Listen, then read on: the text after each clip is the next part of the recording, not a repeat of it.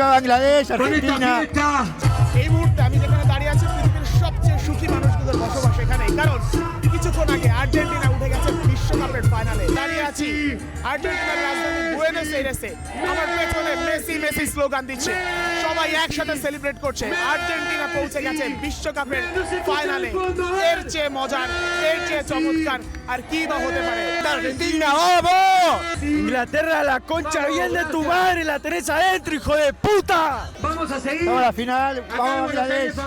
¡Viva Bangladesh, Argentina! এই মুহূর্তগুলো প্রত্যেক বাংলাদেশি আর্জেন্টাইন ফ্যানের জন্য যেমন উন্মাদনার, ঠিক একই সাথে যারা আর্জেন্টাইন আছে তাদের জন্য উন্মাদনার। ¡Viva l'Italia, signori! ¡Aguante Bangladesh! আমার হাতে এই যে ছোট্ট একটা পতাকা, এটা দেখার পর আর্জেন্টাইনদের সে কি উন্মাদনা। তারা বারবার করে ছুটে আসছে, জানতে চাচ্ছে কেন আসলে বাংলাদেশে বিশ্বকাপ নিয়ে এত উন্মাদনা হয়। ¡Vamos, Bangladesh! ¡Vamos! ¡Vamos, Argentina! ¡Carajo! ¡Vamos, carajo! ¡Vamos, Argentina, carajo! ¡Siempre se puede! ¡Vamos, Bangladesh y los ingleses! ¡Lloran los ingleses!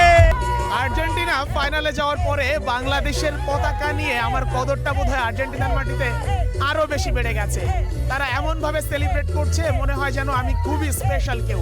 আসলে আর্জেন্টিনার ব্যাপারটা এমন, কারোর হাতে যদি এক পিস বাংলাদেশের পতাকা থাকে এর চেয়ে আকর্ষণীয় কিছু বোধহয় আর্জেন্টিনার মাটিতে নেই। তারা এমন ভাবে সেলিব্রেট করে। আর যখন আর্জেন্টিনা বিশ্বকাপের ফাইনালে চলে গেছে, এর চেয়ে আনন্দের আর কি থাকতে পারে আর্জেন্টাইনদের কাছে।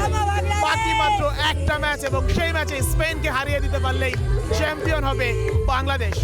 Sheikh Ashik 71, Buenos Aires, Argentina.